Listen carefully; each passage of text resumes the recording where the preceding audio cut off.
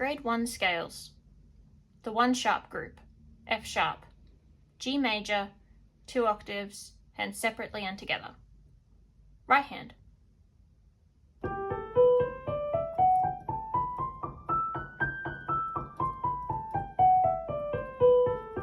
Left hand.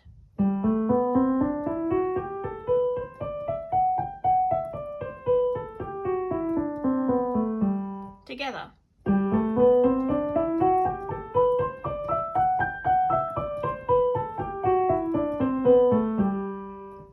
The relative minor is E. Here is E natural minor with the right hand.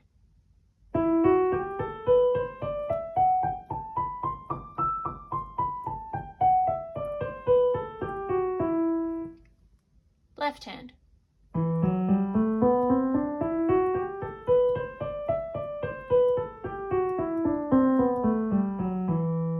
Together.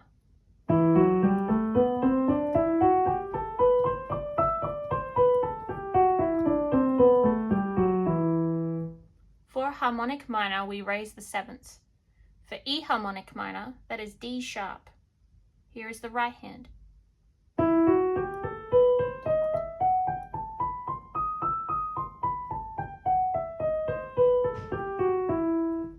Left hand.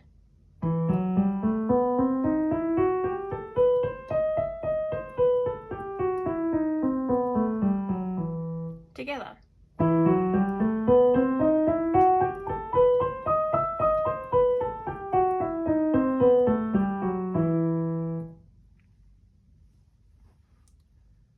The 1 flat group has a B flat. The major is F major. Here is the right hand.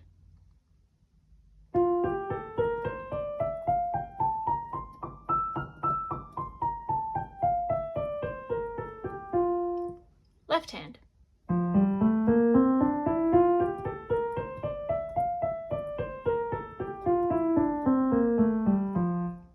Together.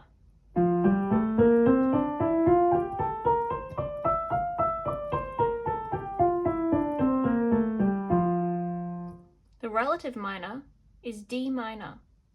Here's D natural minor, right hand.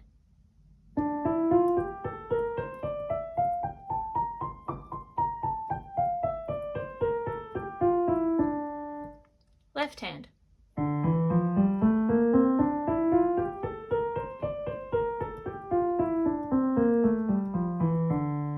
Together.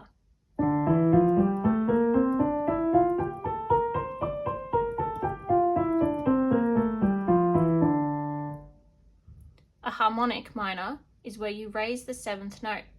For D harmonic minor, that is C sharp. Here is the right hand.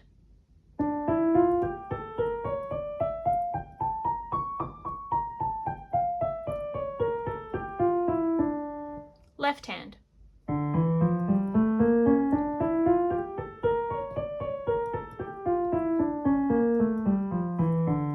Together.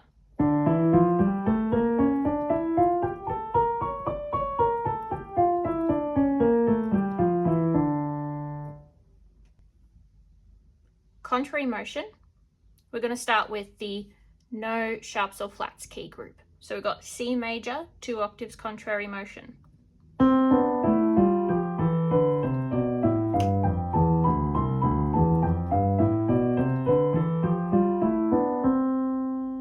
Then we have the relative minor, but the harmonic minor, A harmonic minor.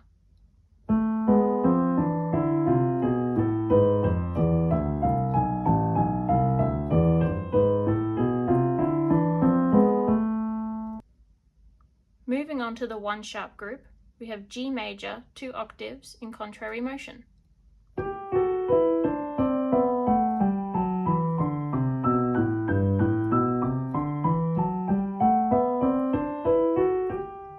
And then we have the relative minor, E.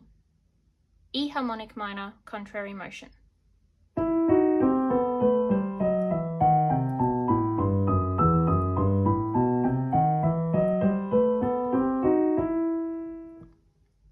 Lastly, the chromatic scale commencing on G, 1 octave, hand separately. Right hand.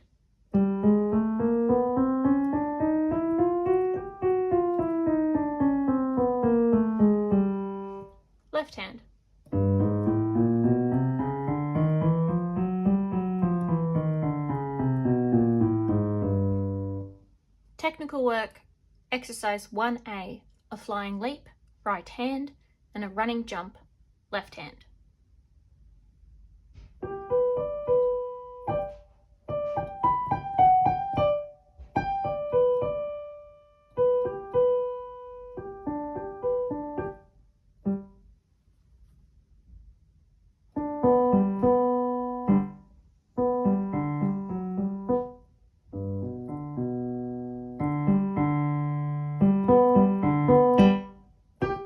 The purpose will be to play broken triad patterns with secure hand shapes and confident shifts between positions.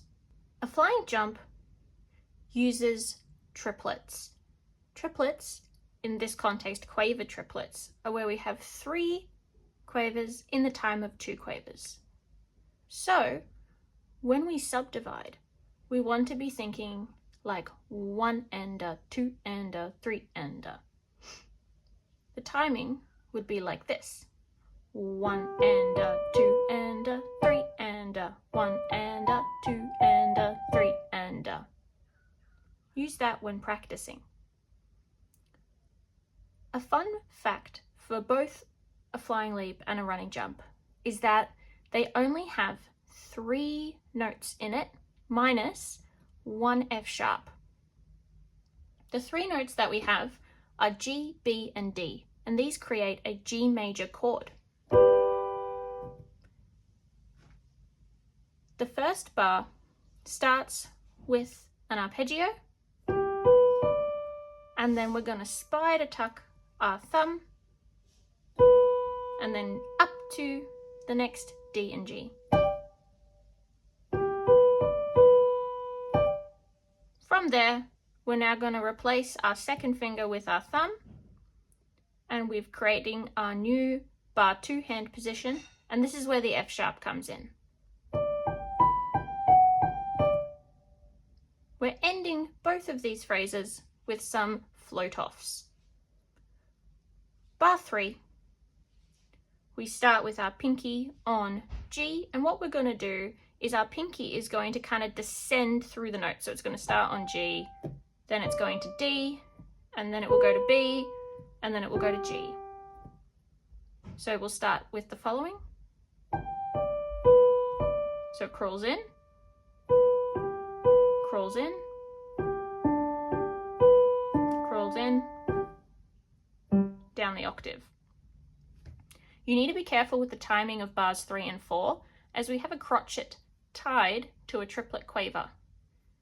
Bringing back the subdivision, we would count it as follows: 1 and 2 and 3 and 1 and 2 and 3 and 1 and 2 and 3 and because we've got a crotchet rest on the end. Overall, the shape for a flying leap starts at mezzo piano, we crescendo up to mezzo forte by the end of bar 2, and then we spend the rest of the exercise decrescendoing down to piano.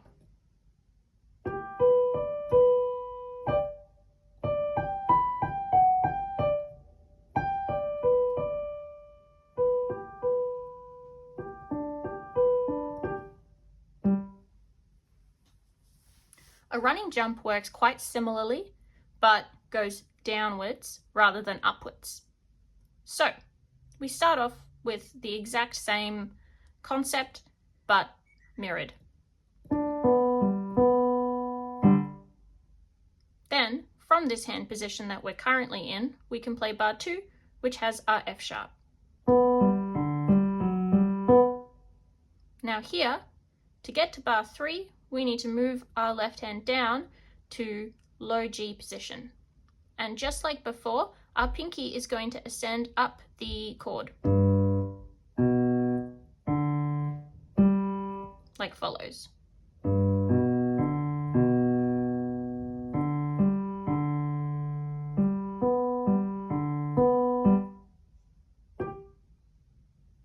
Dynamically, a running jump is the opposite to a flying leap. We're going to start at mezzo forte, and then we're going to decrescendo, getting down to piano by the time we start bar 3, and then crescendoing up back to mezzo forte by the end.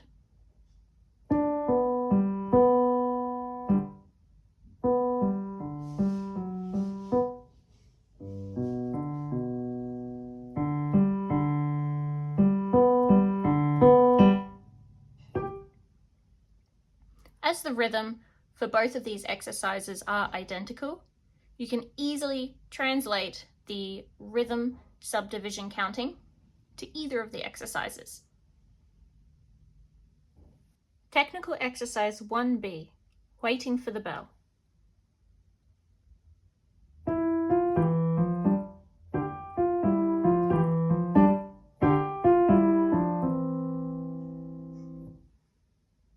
The purpose of this exercise is to coordinate the hands successfully when each carries an independent melodic line, and to apply independent dynamic shaping to each hand. First and foremost, this exercise is in 6/8, which means we have 6 quaver beats per bar. We want to simultaneously count this as a 1, 2, 3, 4, 5, 6, 1, 2, 3, 4, 5, 6, and as a 1, 2, 1, 2. The right hand, on its own, is doing the following.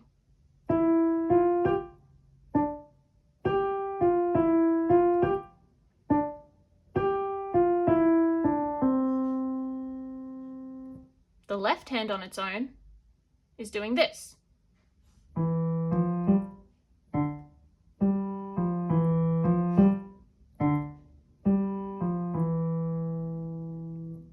Hopefully, what you've noticed is that the left hand is copying the right hand, but half a bar later. So, with the independence of the lines, we want to make sure that they both have equal value and importance. When connecting them together, look for their connections at the start of the bar and at the halfway point. For example, if you were to connect the first section,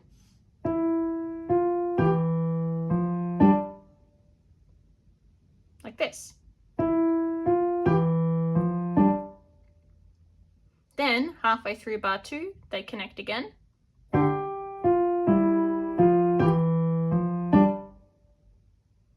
I'll play that again.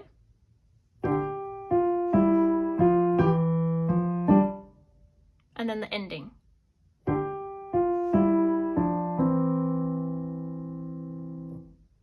So you can see there's kind of 3 sections of connection in this exercise, and breaking it down and practicing each of those independently first will help you put it all together.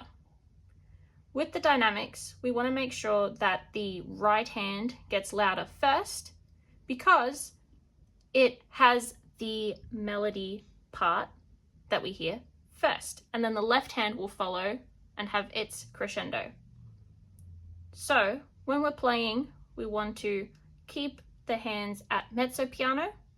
The right hand will go mezzo forte first, then the left, but then they'll get quiet together.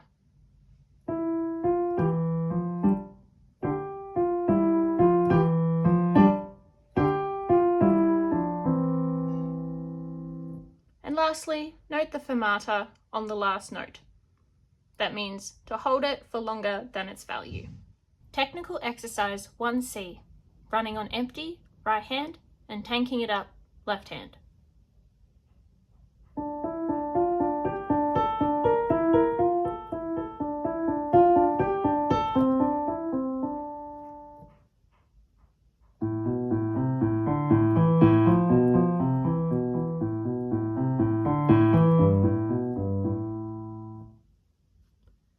The purpose of these exercises is to apply small but free rocking, rotary, movements of the forearm to assist the fingers through patterns of alternating intervals, and while keeping the fingers close to the key to maintain a feeling of freedom and flexibility in the hand and arm as the forearm gently rocks to and fro.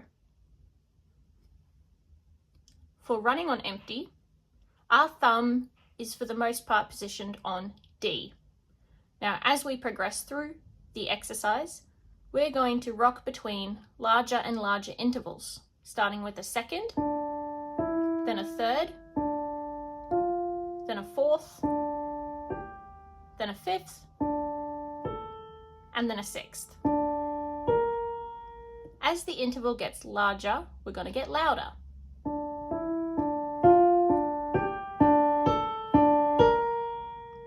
Then we've got a bit of a change with the fingers 2 and 3 coming in.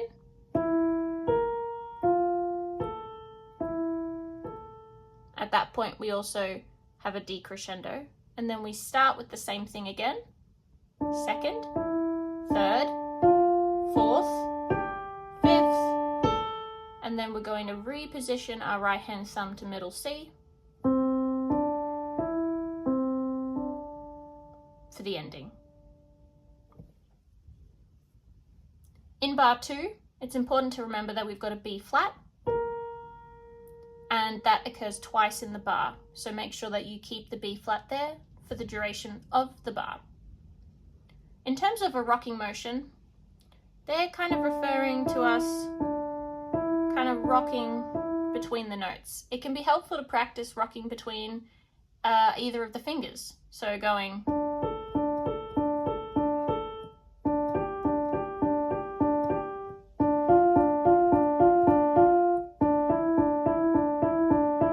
getting used to the feeling and the stability that you have when you do it. Take note that we want to avoid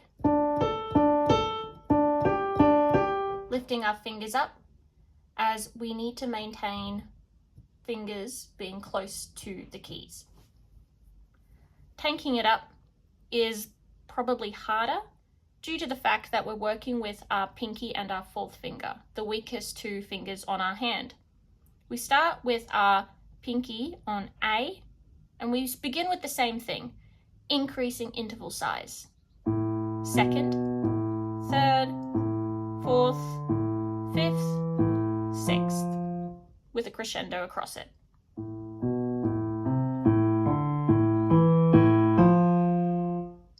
And then we're going to use our third and fourth finger to add some change. Note that the thumb moved from being on F to E throughout that bar. Then we repeat the opening and pivot our pinky down to G for the ending. So as the intervals get larger, our dynamic increases, and as the intervals get smaller, our dynamics decrease.